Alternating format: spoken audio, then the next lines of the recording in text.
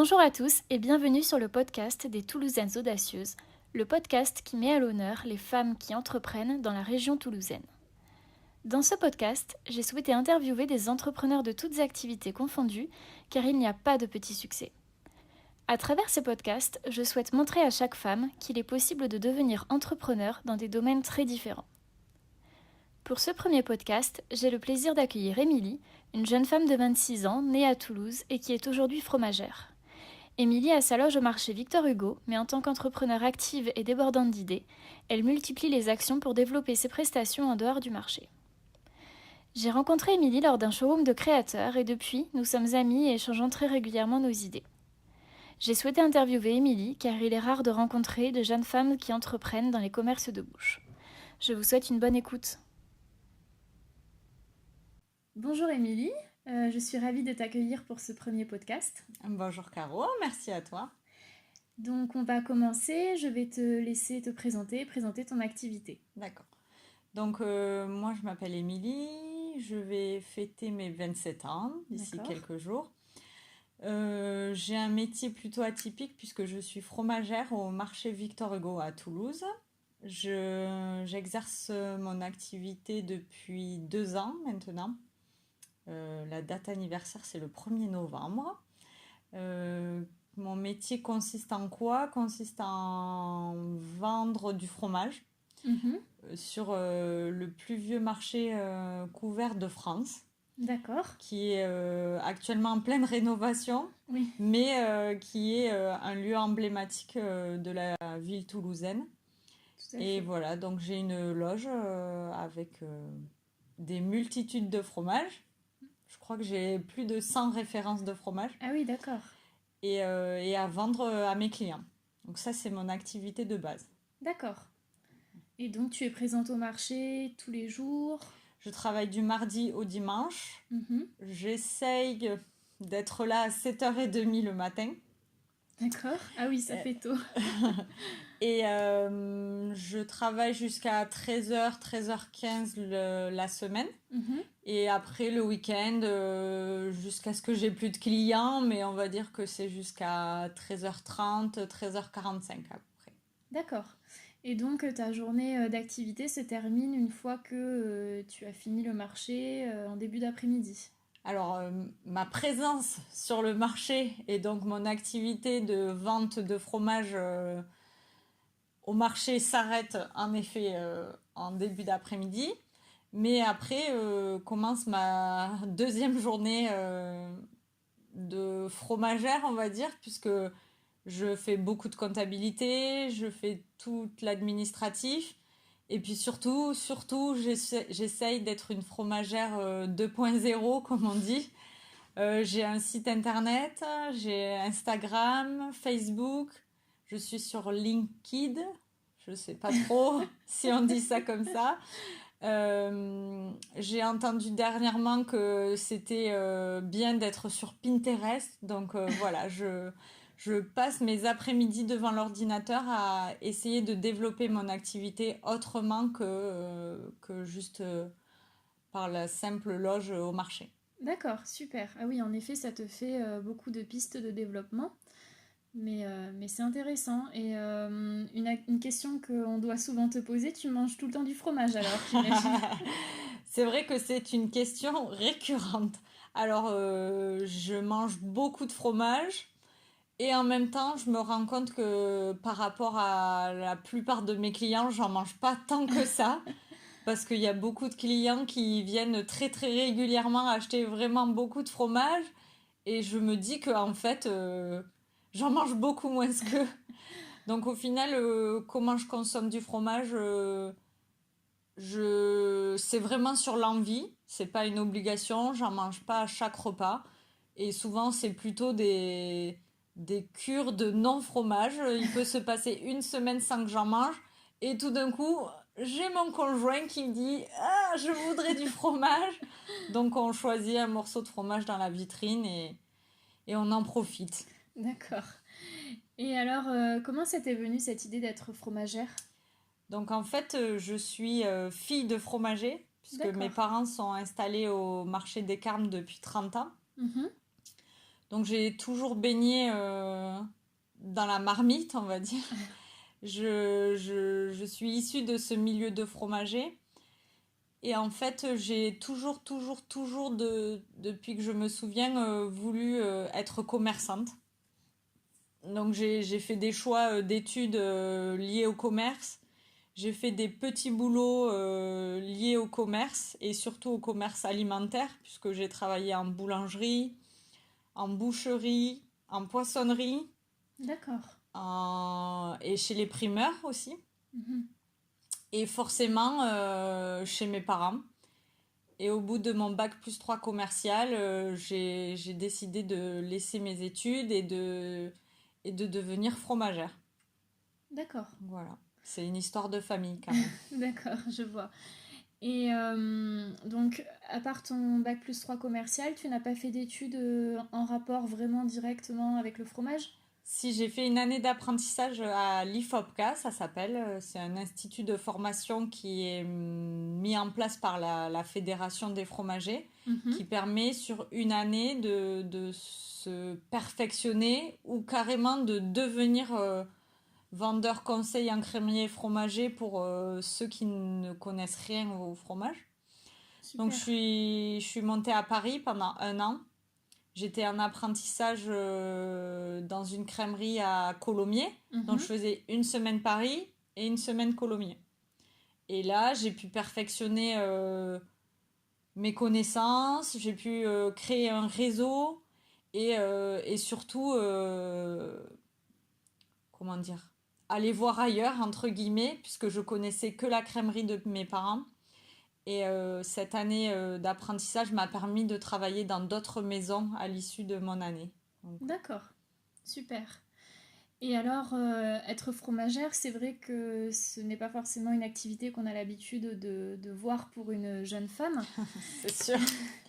Est-ce que tu as quand même réussi à trouver facilement ta place dans le marché, dans ton activité, parmi tes concurrents? Alors, dans le marché, quand je suis rentrée dans le marché il y a 2 ans, j'étais la plus jeune commerçante du marché. Ah oui, en effet. Au début, ça a été un peu compliqué pour moi parce que je changeais de quartier, je changeais de marché, alors que pour moi, j'ai été élevée au Carme, donc c'était un très grand chamboulement. Tout le monde m'a accueilli les bras ouverts, on a voulu m'intégrer. Après, niveau concurrence, je suis plutôt sur un marché du quotidien, comme j'appelle. Voilà, j'ai des clients réguliers, je fais du fromage de bonne qualité à des prix très abordables. Et je sais que je suis pas très connue, mais j'espère. En tout cas, j'y travaille et j'espère que ça viendra. Mais après, le milieu des fromagers n'est pas un milieu très familial, on va dire. Mhm. Chacun a sa place et chacun y reste et on ne peut pas dire qu'on ait une très grande communication. D'accord, très bien. Et donc, quels sont tes projets de développement à court terme? Et au-delà de ça, comment envisages-tu ton avenir, enfin l'avenir de ta fromagerie sur le plus long terme? Donc à court terme, je suis en train de développer plusieurs aspects. Donc grâce à mon site internet, je développe tout ce qui est achat de fromage sur internet. Donc je me suis associée avec un site assez reconnu dans le domaine qui s'appelle Tentation Fromage. Mhm. Donc on peut dès à présent se faire livrer son fromage par Ah, coursier super. sur Toulouse. Ça, c'est le premier axe de développement. Mon deuxième axe, c'est tout ce qui est panier fromager dans les entreprises. Mhm. Donc j'ai commencé à le développer l'année dernière. Tous les 15 jours, je propose un panier à 15 ou à 20 euros. Et les entreprises diffusent le mail et la composition du panier. Et ensuite, il est livré la semaine d'après par moi-même. Donc c'est un moment d'échange et de rencontre avec des clients qui ne seraient pas forcément venus au marché ou dans le centre-ville de Toulouse. Donc ça, c'est un aspect qui marche beaucoup. Ensuite, mon troisième niveau de développement, c'est tout ce qui est atelier ou cours de dégustation vin fromage, puisque je me suis associée avec une amie qui est formatrice dans le vin. Et on a créé Let's Go Wine and Cheese pour les particuliers qui souhaitent, par exemple, célébrer un anniversaire de façon différente ou pour les entreprises qui font des after-work, qui ont envie d'ateliers ludiques avec des quiz et des façons différentes de consommer le fromage et le vin. Et surtout, on cherche à développer cet aspect, comment dire, on veut que les gens sortent de l'atelier en se disant ah ben moi je peux le refaire. Ils peuvent trouver le vin qu'on a proposé, trouver le fromage qu'on a proposé facilement. C'est vraiment le but de ces ateliers. D'accord. Oui, c'est une super idée, en effet. On espère en tout cas.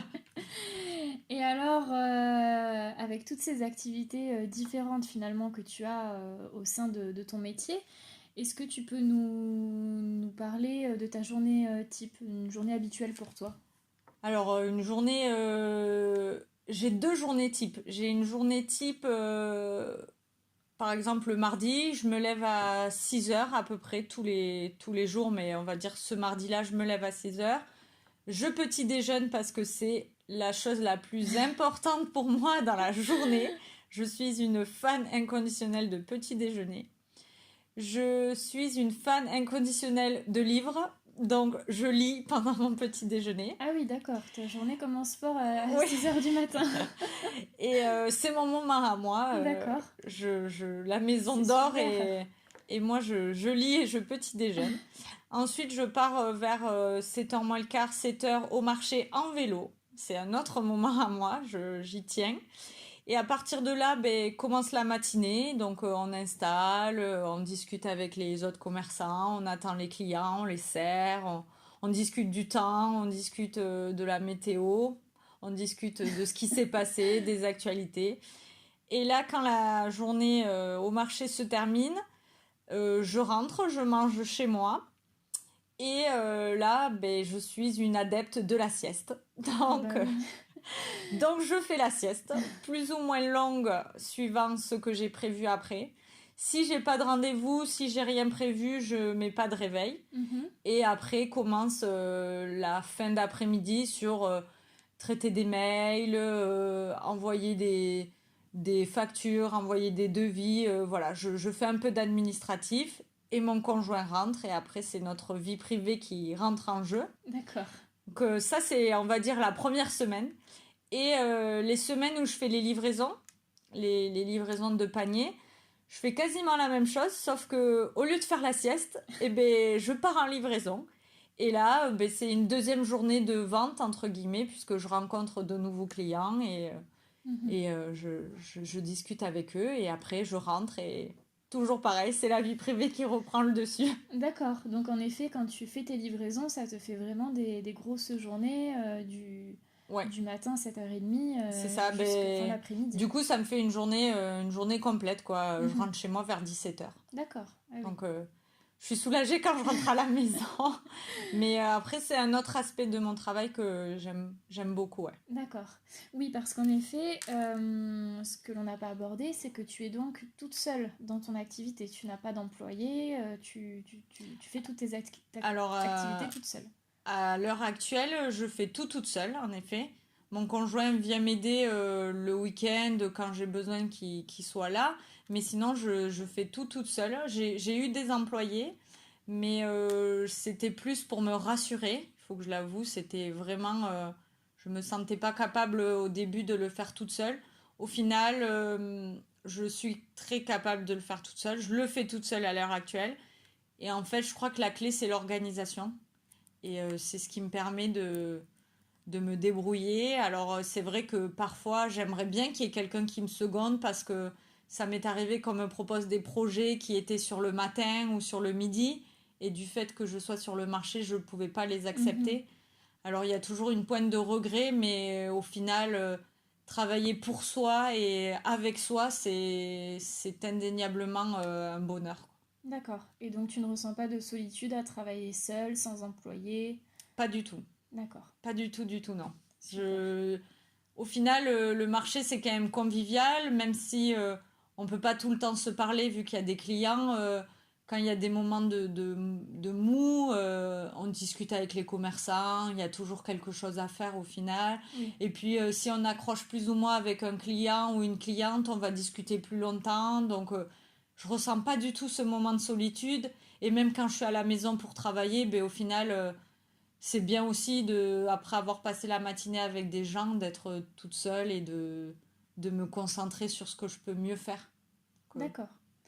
Et est-ce que tu trouves que ton activité est parfois stressante? oui, carrément.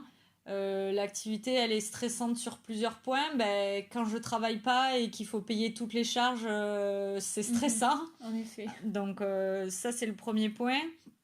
Le deuxième point, elle est stressante quand il y a des événements. Au marché Victor Hugo, ce qui est très connu, ce sont les nocturnes. Ben, on ne sait jamais vraiment si on va travailler, si on va bien travailler, est-ce qu'on va vendre assez, pas assez, est-ce qu'on a acheté trop de marchandises, pas assez de marchandises. Donc les événements comme les nocturnes ou comme Noël sont des événements stressants parce que on ne sait jamais. Au final, le plus gros stress, c'est est-ce qu'on va réussir à vendre tout ce qu'on a acheté, quoi. D'accord. Voilà, c'est les deux aspects les plus stressants de mon travail. D'accord. Mais après, j'arrive. C'est des stress sur des très courtes périodes. Et dans ma vie de tous les jours, je dors très bien et C'est j- l'essentiel. j'arrive à le gérer, on va dire. D'accord. Et alors, avec ton recul d'environ 2 années d'activité, est-ce qu'il y a des choses que si c'était à refaire, que tu ferais différemment? Qu'est-ce que je ferais différemment? J'essayerais pas de devenir la spécialiste des ressources humaines parce que c'est un métier à part entière. Et je suis carrément incapable d'embaucher quelqu'un qui aille. Donc D'accord. je ferai appel à un cabinet, c'est sûr. Qu'est-ce que je referais différemment? On fait toujours des petites erreurs, mais je crois que dans le monde de l'entreprise, ça arrive. Tout à fait. On n'a pas commandé le bon papier, on a voulu faire des économies en commandant des cartes de visite sur un site spécifique, ben, ça allait pas, voilà. On fait des petites erreurs, mais qui impactent pas sur la bonne marche de l'entreprise. Peut-être que la chose que je referais différemment, c'est que j'ai entrepris des travaux pour refaire mon emplacement au mois de février de cette année. Peut-être que j'aurais dû attendre un an de plus et attendre la fin des travaux qu'il y a autour du marché pour Mhm. être moins impacté sur ma trésorerie. D'accord. Mais au final, ça m'a permis cette année de faire quand même énormément de choses, d'avoir cette belle loge. Donc, l'un En dans effet, l'autre, elle est très jolie. ah, merci. L'un dans l'autre, j'ai pas de regrets, on va dire. D'accord. Voilà. Et alors, en dehors de tes grosses journées d'activité, est-ce que tu as des loisirs, des passe-temps? Ben, comme je l'ai dit tout à l'heure, la lecture est un énorme passe-temps, voire des fois mon conjoint me dit que c'est une drogue. Je suis incapable de passer une journée sans lire. Donc je lis beaucoup de romans policiers. C'est Mhm. quasiment que ça, alors que je détestais ça. Ah Mais oui, mon grand-père a voulu me faire lire des romans policiers toute mon adolescence. Je ne voulais jamais. Donc aujourd'hui, je lis beaucoup de romans policiers. J'aime bien les romans à l'eau de rose aussi de temps en temps. Donc ça, c'est ma grosse passion. Et après, c'est encore lié à mon travail, mais je crois que je développe une passion pour tout ce qui est réseau d'entrepreneuses. ah super. J'adore aller à des apéritifs, rencontrer des femmes entrepreneuses, rencontrer des nouvelles personnes. Je crois que c'est vraiment devenu une passion. C'est très bizarre, c'est encore lié à mon métier, mais je crois que quand on est indépendante, on vit son métier Tout 24 à heures fait, sur 24. je confirme. Et après, comme beaucoup de gens, je vais à la salle de sport. Voilà, D'accord. avec mon conjoint, on va à la salle de sport tous les deux. Et voilà. Après, j'ai toujours des envies. Je parle bien anglais et je parle moyennement bien espagnol. Alors, j'aimerais bien prendre des cours d'espagnol. Bon, voilà, Super. l'année dernière, j'ai pris des cours de tricot. Voilà. Ah, Du fait de mon activité qui n'est que le matin, l'après-midi, c'est vrai que j'ai pas mal de temps. Donc, j'essaye. De temps en temps, j'ai des envies qui me viennent. Voilà. super. Et alors, pour rebondir sur ta passion pour l'entrepreneuriat, Est-ce que tu as toujours eu envie d'être entrepreneur? Est-ce que c'est quelque chose qui te trottait dans la tête depuis que tu étais enfant? Est-ce que c'est apparu plus tard? Alors, c'est quelque chose que je sais depuis la cinquième. D'accord, ah Depuis que je suis oui. en cinquième, je sais que je veux être commerçante. Mhm. Bon, il faut savoir que, au final, je me suis jamais vraiment posé la question parce qu'on est une famille d'entrepreneurs. Mes parents sont commerçants, mes arrière-grands-parents étaient commerçants, j'ai mes grands-parents qui ont eu des professions libérales. Donc en fait, chez moi, je me suis jamais posé la question. Et surtout, je me suis jamais posé la question si être une femme allait être un problème. Parce qu'au final, chez moi, c'est quasiment que des femmes entrepreneuses. Donc C'est génial, c'était... c'est super. ça coulait de source. Oui, en effet. Et j'ai toujours tout fait pour devenir indépendante. Super. Et est-ce que tu as rencontré des difficultés lorsque tu as créé ton entreprise? Lorsque tu as voulu te lancer dans l'entrepreneuriat? Non, Non? non. La plus grosse difficulté, c'était de récolter des fonds. Mhm. Donc, je suis tout simplement allée voir ma banque. D'accord. Ce qui a aidé, c'est que j'avais un bagage commercial et ce bagage dans le fromage, cette école. C'était aussi un avantage que mes parents soient du métier. On ne peut pas dire que je me sois posé 15 000 questions. La question, c'était est-ce que je le fais vraiment ou pas? Et au final, c'était quelque chose que j'attendais depuis tellement longtemps que je me suis lancée les yeux fermés. Super. La grosse question, c'était quand même que mon conjoint me suive parce que quand on choisit un métier comme le mien, on travaille du mardi au dimanche, on n'a plus Mhm. de week-end, on n'a Tout à pas fait. trop de vacances. Donc c'est quand même un choix de vie à deux. Bien sûr. D'accord. Et alors, est-ce que tu aurais un conseil à donner à toutes ces femmes qui nous écoutent, qui ont des projets, qui aimeraient se lancer dans l'entrepreneuriat, mais qui n'osent pas se lancer? Je pense que on est dans une société où on se pose beaucoup de questions et surtout nous les femmes, je pense qu'il faut arrêter de croire qu'être une femme c'est un problème. Il n'y a même pas besoin de se poser la question. On peut entreprendre aussi bien que les hommes. Et surtout, je pense que la question à se poser, c'est est-ce que mon projet est viable? Parce Mhm. que je sais qu'il y a beaucoup de femmes qui se lancent à l'heure actuelle et qui ne peuvent pas se sortir de salaire. Et pourtant, c'est ce qui permet d'être indépendante. Donc c'est vrai que moi, je suis plutôt partisane de... J'adore les startups, hein, j'adore les gens qui créent de leurs propres mains, j'adore les gens qui créent leur business. Mais faire des reprises d'entreprise, c'est bien aussi. Ça permet de faire perdurer le business, de faire perdurer des savoir-faire. Et je me dis que peut-être si vous n'êtes pas sûr de vous, essayez de vous rapprocher d'entreprises qui veulent vendre, qui veulent être reprises parce que le vendeur sera là pour vous accompagner et vous permettre d'éviter certaines erreurs. Tout à fait. Je te remercie, Lily, pour ce bon conseil. Merci. Je te remercie pour ta disponibilité, d'avoir accepté de répondre à mes questions. Merci à toi. Et à bientôt! À bientôt.